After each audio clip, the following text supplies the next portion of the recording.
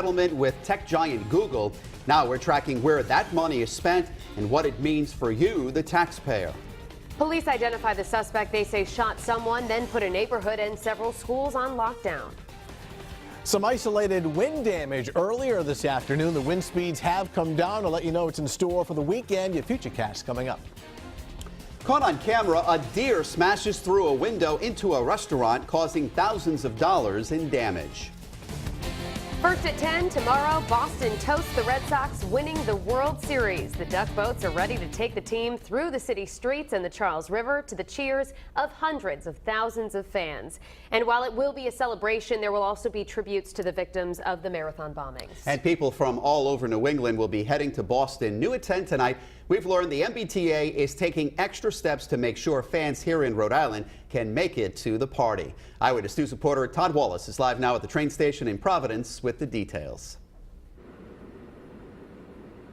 That's exactly right, Mike and Shannon. We have new information for anyone planning to take the T to the parade tomorrow. MBTA is adding 2 trains tomorrow morning, leaving from Providence, one at 6 o'clock.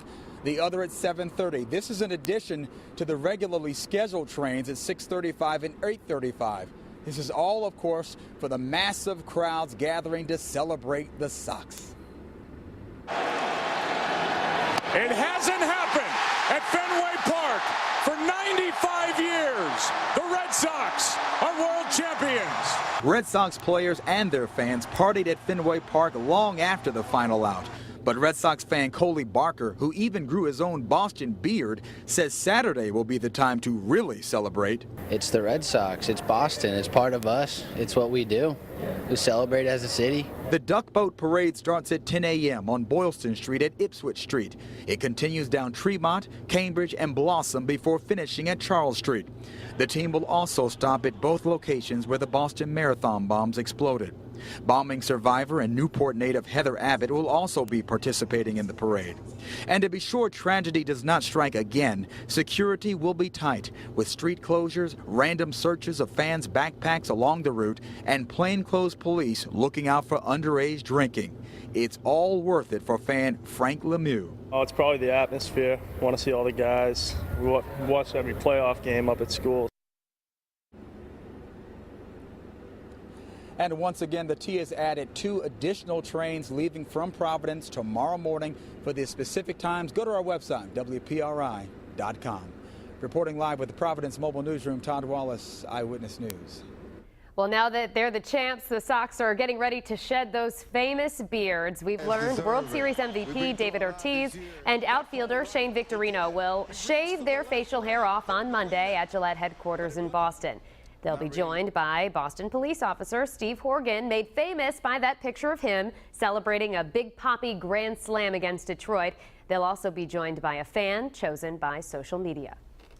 5 Pinpoint Doppler 12 is tracking the weather for the parade, and it looks like it will be much quieter than today's rain and damaging winds. The gusts ripped off part of a hotel roof here in Fairhaven. Chief Meteorologist Tony Petrarca is in the Forecast Center with a look at what fans heading to Boston can expect tomorrow. Tony? Well, Mike, just in time, much improved after the rain and wind gusts of up to 50 miles per hour today. Show you live Pinpoint Doppler 12 radar and the Boston area right now with dry conditions. You can see the rain is actually well offshore.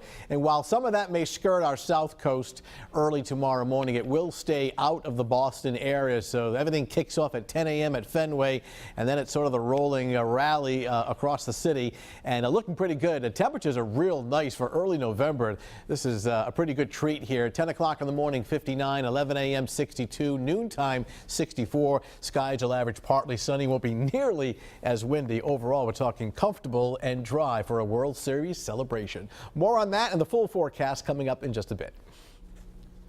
And stay with Eyewitness News for continuing coverage of the Red Sox championship celebration. Our live coverage continues tomorrow morning with Danielle North, who will be in Boston starting on Eyewitness News at 6 over on WPRI 12. And be sure to go to WPRI.com for extended coverage and details on the parade route. Now at 10, we're tracking the latest on the deadly shooting at LAX. It was breaking news on Eyewitness News Live at 5 on WPRI 12. Police say a gunman opened fire at a security checkpoint, killing a TSA agent and injuring several others. This is video of the 23-year-old alleged shooter being wheeled out on a stretcher. Tonight, we're learning more about the suspect's background. Eyewitness News reporter Terry Okita has the latest developments from Los Angeles. Authorities say 23-year-old Paul Ciancia sent a text message to his family that he was going to kill himself.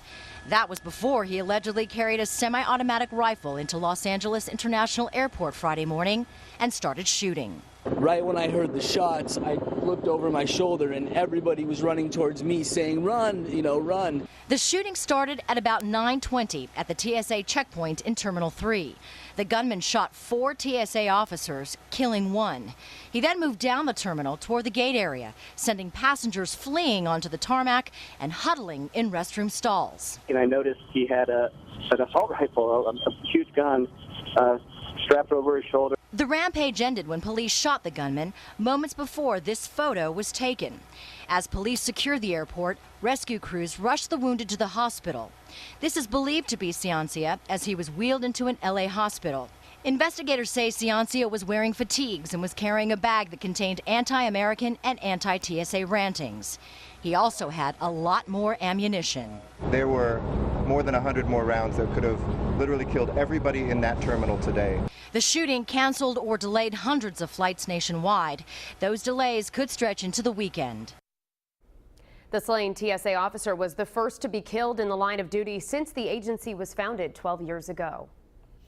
New details tonight on the man suspected of shooting another man, then barricading himself inside a house. It was breaking news on Eyewitness News this morning. Tonight, Attleboro police have identified the suspect. They tell the Sun Chronicle that 19-year-old Richard Gagliotti is scheduled to be arraigned Monday on obstruction of justice and weapons charges. Police arrested him late this morning, about 7 hours after officers say he ran into a home on Jackson Street and hid in the attic.